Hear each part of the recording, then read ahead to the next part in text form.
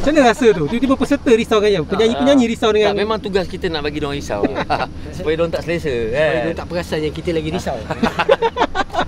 Hancur hatiku aspalela, lela, lela, lela, lela, lela. Minggu lepas semua tanya kat saya kan, kenapa tak interview? Okey, saya dah cakap, bukan tak nak interview, tak sempat. Minggu ni saya kejar juga persembahan pertama mereka di Gegar Vaganza 8. Macam mana? First, of course, soalan pertama. Pentas besar menyanyi berdua. Perasaan tu dulu selepas berjaya buat persembahan tersebut.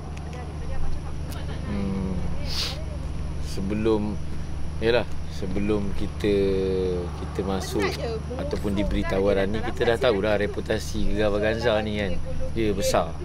Dia macam program reality yang lain juga lah kan. Macam Yasin pun dia dah biasa dah juga kan dengan pentas macam Maharaja Lawak, Mega. So pentas besar kan bila kita cerita pentas besar. Tapi yang itu mungkin bertiga kan. Tapi kali ni bila berdua dalam pentas Gegar Vaganza yang kita tahu rata-rata memang pukul habis semua memang penyanyi lah. Betul.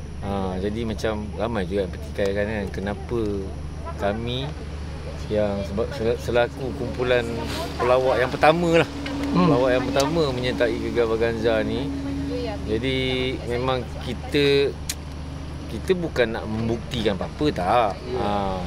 Kita sebab kita saut benda ni sebagai satu cabaran. Lagipun kita ditawarkan. Ditawarkan bukan kita tolonglah ambil lah. Tak. Mungkin kita tahu ada orang yang betul struggle nak masuk Gegar Vaganza dan tak nampak kita nafikan, mesti ramai lagi yang layak. Tapi rasa macam yalah rezeki kan. Jadi saya rasa macam dua-dua pihak, maksudnya pihak daripada saya dan juga pihak produksi berjaya meyakinkan sama kita yang benda ni boleh bang. So berkat daripada itulah yang saya dengan Yasin kita rasa ni macam kita akan lakukan sehabis-habis mungkin lah. Sebab bukan kata pertandingan kita buat betul-betul, kenduri kahwin pun kita buat betul-betul. Jadi itu nak menunjukkan kita serius, kita komit dengan tak apa orang cakap, amanah yang diberi. Betul. Kerja, buat kerja lah. Ini macam buat kerja lah. Macam buat kerja.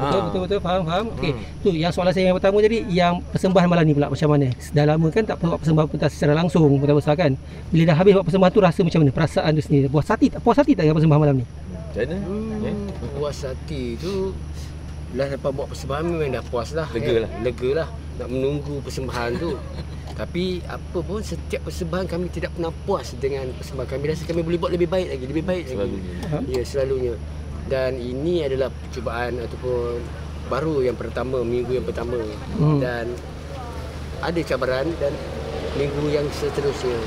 Jadi kami ambil benda ni sebagai satu pelajaran di mana kami pun ada kelas. Jadi inilah masa dia untuk kami membuktikan yang kami menyanyi, kami ada kelas je bang. Ini macam akademi lah. Akademi. Selain daripada bekerja, orang cakap belajar, kerja sambil belajar kot. Internship. So internship, and then kami rasa macam minggu pertama ni kurang sikit tekanan dia lah. Sebab kita tahu ni introduksi, semua nyanyi lagu sendiri.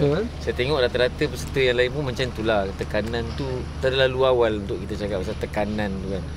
Tapi rata-rata kami rasa macam best lah untuk permulaan. Best. Okey, kita tahu macam kata tadi, biasanya kita pernah masuk pertandingan yang sebegini dalam lawak semua. Saya pun ni kira first time jugalah yang betul-betul macam ni kan. Dah 2 minggu berlalu pertandingan pada hari ni, dah tahu sebenarnya macam mana sukarnya, macam mana cerewetnya, macam-macam berlaku kat belakang kan. Setakat ni menyesal tak masuk? Menyesal tu tak adalah. Sampai nak tarik diri. Sebab saya rasa ni kerja seni ni yang dituntut dalam seni sebenarnya jujur. Okey. Jujur dan ikhlas itu adalah seni. So kalau kita tak jujur, kita tak ikhlas, dia akan jadi penyesalan lah. Okey. So pada saya, bila kita dah, macam kita cakap tadi, bila kita dah komit, tak adalah istilah penyesalan. Sebab kita dah boleh jangka dah.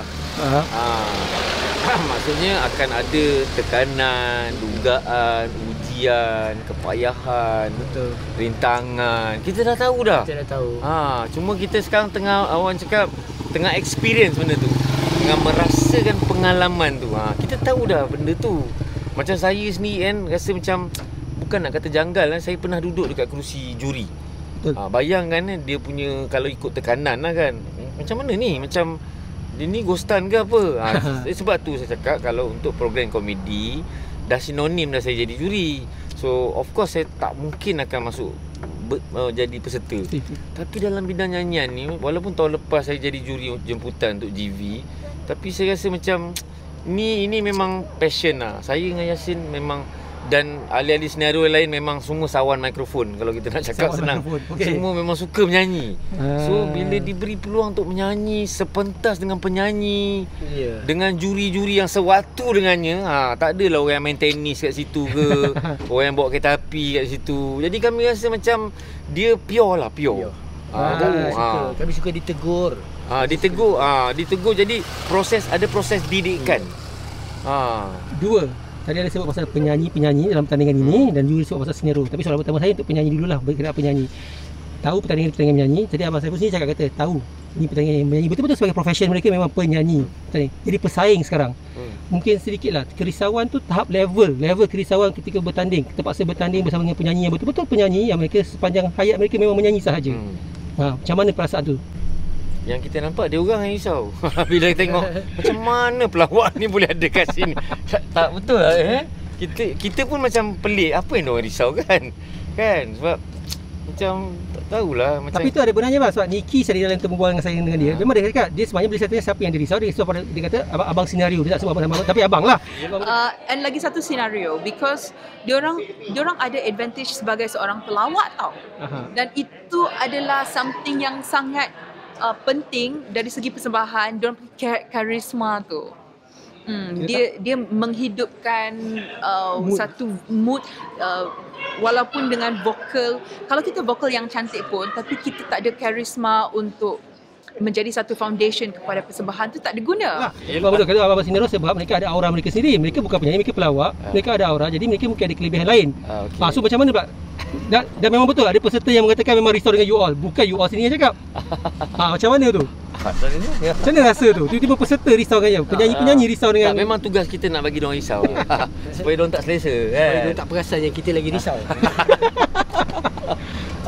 Tapi memanglah kita macam kita cakap, kita bukan spesifik atau memang kerjaya kita hanya penyanyi. Kita penghibur.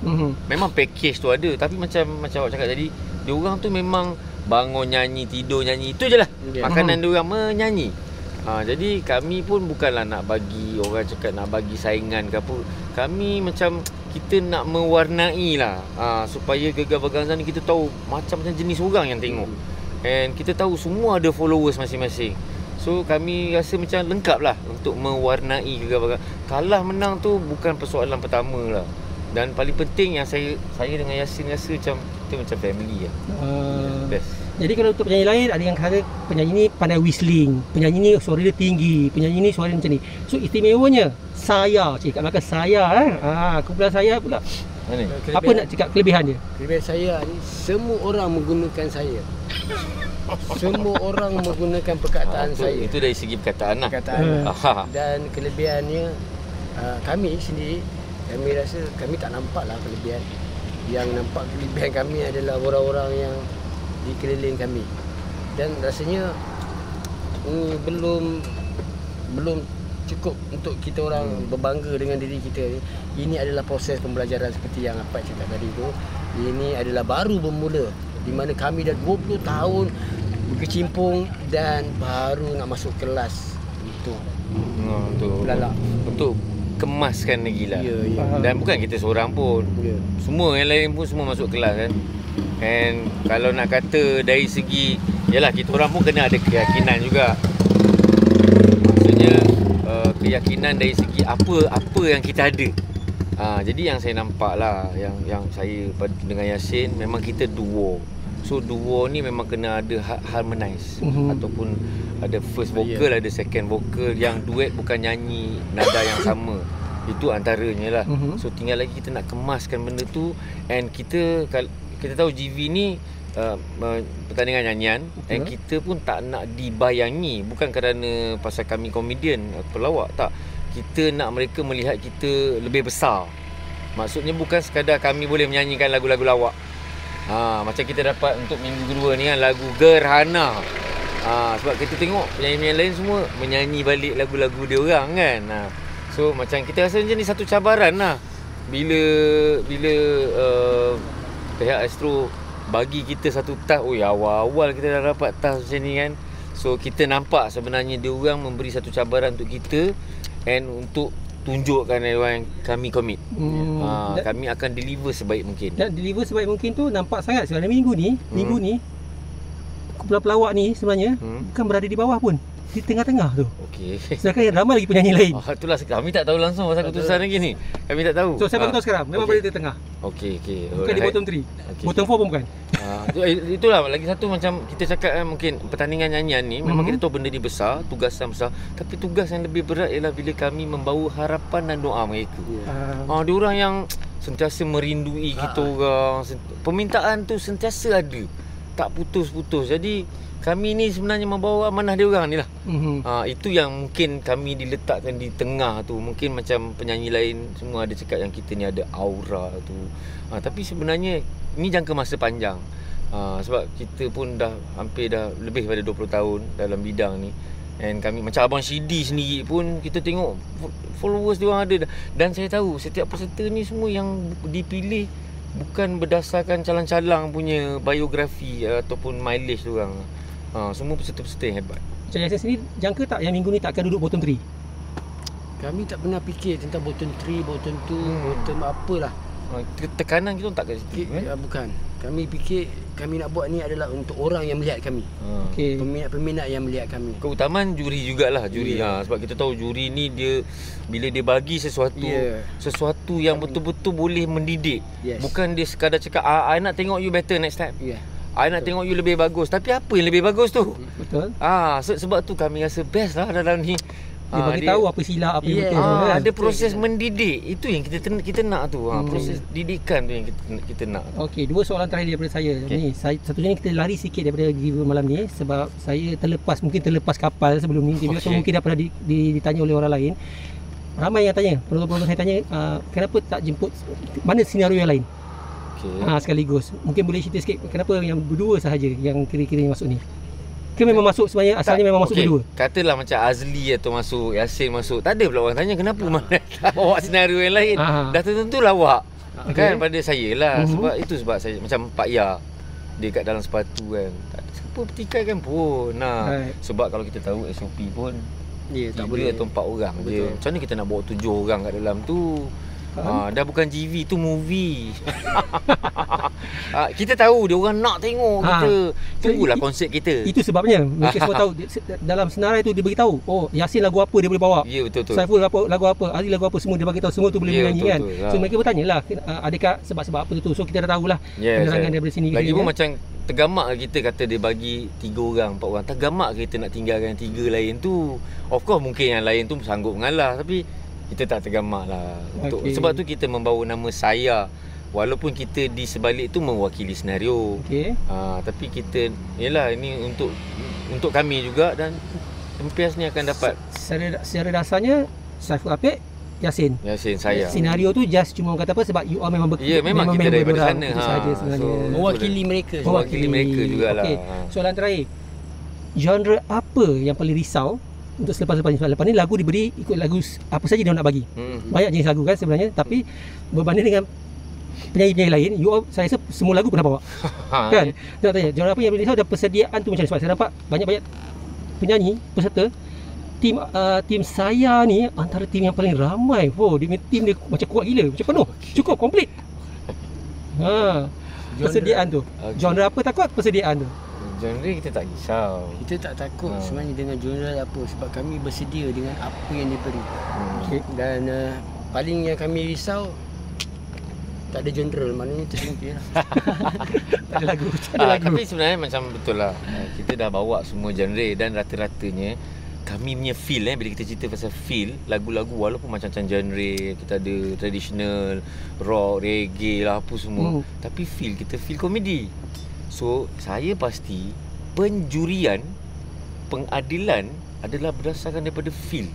So bila kita feel membawa lagu yang bukan komedi, mungkin yang itu kita tough. Kita rasa macam mana kita nak yakinkan yang aku betul-betul menghayati lagu yang di luar kotak. Bukan genre, tapi penghayatan tu. Mungkin komedi ringan, tapi ni agak berat. So kita rasa macam berat lah. Genre apa pun lagu genre Boleh masuk, tapi sampai tak kita bawa. Lagu serius tu yes. kepada orang. Itu. Dan sedikit persediaan je itu. Dari segi persediaan memang kita memang pack. Untuk setiap minggu kita ada kelas, kita ada macam-macam. Even kelas pun kadang bila cikgu yang mengajar kita orang, Cikgu Siti ajar, rasa macam korang ni tak cukup ni, kena ada ekstra kelas contoh kan. Kami memang terbuka. Jadi sebab tu kita sekarang ni banyak yang betul-betul bantu kami lah. Bukan saja produksi, tapi Tok Ram dengan Cikgu Siti ajar lah. Itu persediaan kami lah yang kami rasa bila dia orang bagi mengajar kami balik kena buat homework lah. Itu antara persediaan lah, bukan saja kat kelas lah. Teknik-teknik apa semua. Akhir sekali saya nak minta tolong IG betul-betul IG orang kata betul-betul IG official anda semua berdua. Dan untuk fan club, untuk fan-fan pula, kalau mereka yang nak follow you, dah ada fan club belum ke, ataupun setakat ni kena follow IG official tu. Silakan. Setakat ni kita belum set up, tapi kita akan set up dan kami akan maklumkan dalam kami punya official IG lah. Macam IG saya memang Saiful Apek lah, ada Blue Tick. Yasin Senario 78.